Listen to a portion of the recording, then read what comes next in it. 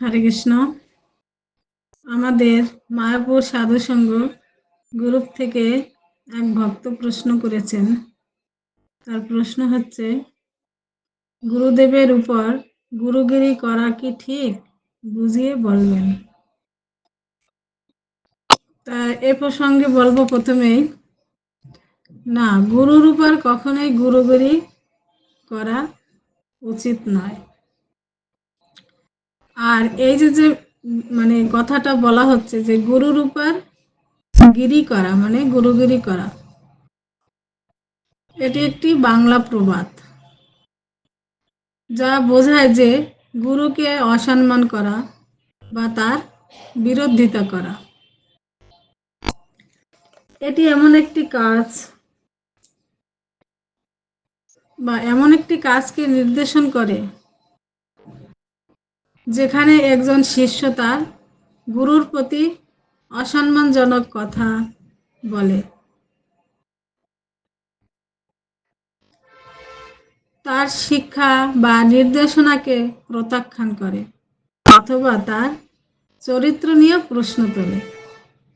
এই ধরনের কাজকে অত্যন্ত নেতিবাচক এবং আধ্যাত্মিক পথের জন্য ক্ষতিকর বলে মনে করা হয়।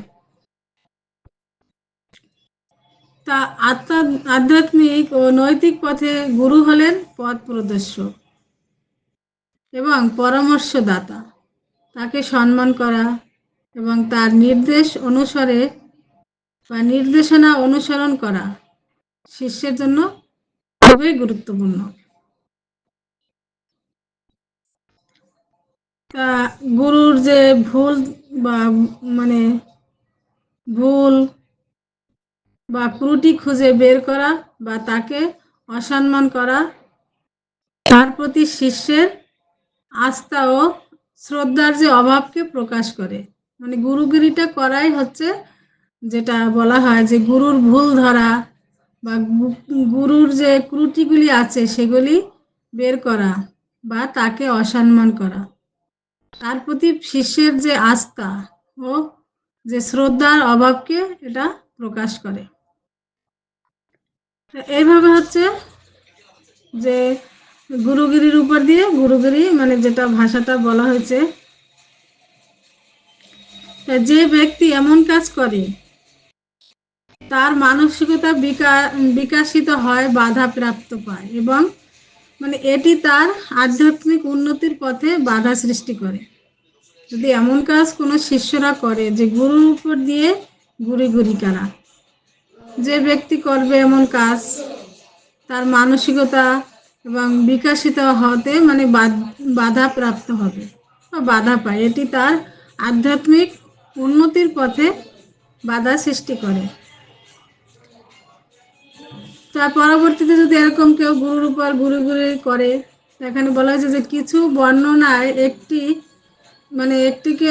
এটিকে রাক্ষস রূপে জন্ম নেওয়ার মতো ভয়াবহ পরিণতির সঙ্গে তুলনা করা হয়েছে। কেউ যদি এরকম গুরুর উপর দিয়ে গুরুগিরি করে তার পরবর্তী জন্মে রাক্ষস হওয়ারও সম্ভাবনা থাকে, পরবর্তী যে জন্মগ্রহণ করবে। তাই এইভাবে কখনো এটা করা উচিত না।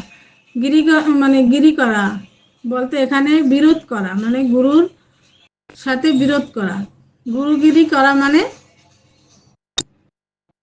বিরোধ করা, অসম্মান করা, অশ্রদ্ধা করা বা বিরোধিতা করা, এসব বোঝানো হয়েছে, যা গুরুর প্রতি করা হলে তা অত্যন্ত গর্হিত কাজ হিসেবে বিবেচিত হবে বা বিবেচিত হয়।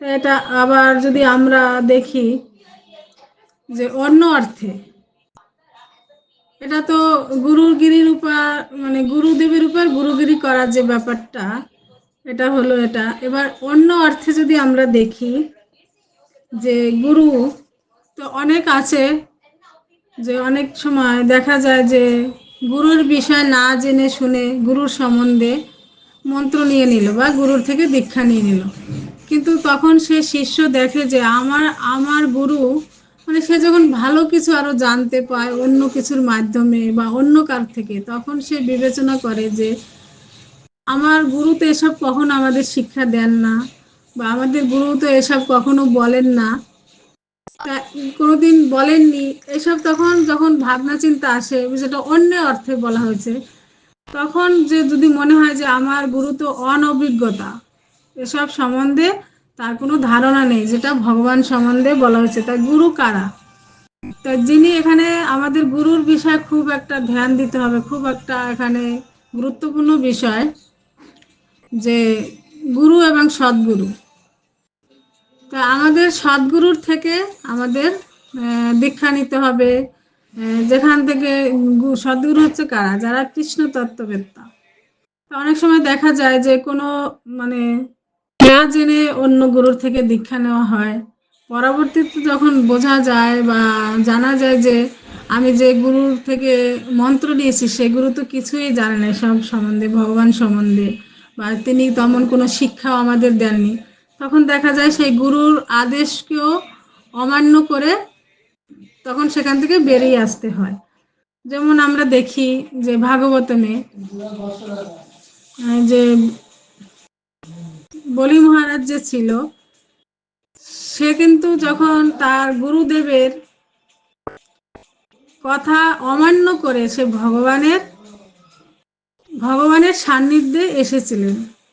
কিরকম, তার ভগবান যখন বামন দেব রূপে আবির্ভূত হয়েছিলেন বা বামন দেবে এসেছিলেন বলি মহারাজের কাছে, যে ত্রিপাদ ভূমি চেয়ে নিয়েছিল, তখন সেটা সেইভাবে যখন নিয়েছিল, তখন সে গুরুদেব নিষেধ করেছিল যে এটা করো না, সে ভগবান বিষ্ণু বামন অবতারে এসে সে সবকিছু হরণ করে নেবে।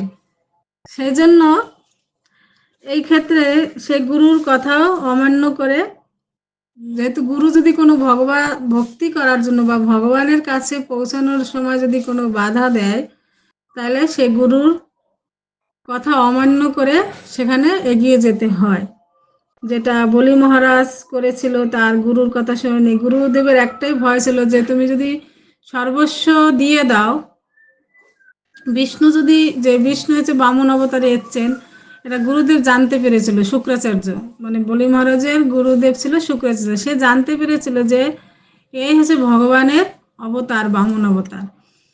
তাহলে সেই জন্য তখন গুরুদেব বলেছিল যে তুমি যদি সবকিছু দিয়ে দাও বা সে যদি সবকিছু তোমার হরণ করে নিয়ে নেয়, তাহলে আমরা কি খাবো বা আমার স্ত্রী পুত্র কিভাবে চলবে। তখন বলি মহারাজ বিচার করছিল যে আমার গুরুদেব কিরকম, সে তার কথা ভাবছে কিন্তু আমার কোনো পারমার্থিক উন্নতির কথা ভাবছে না। যেহেতু বলি মহারাজ ছিল প্রহ্লাদ মহারাজের ভক্ত, প্রহ্লাদের নাতি, সেজন্য তার ভিতর সেই রক্তের একটা সম্পর্ক ছিল ভগবানের সাথে।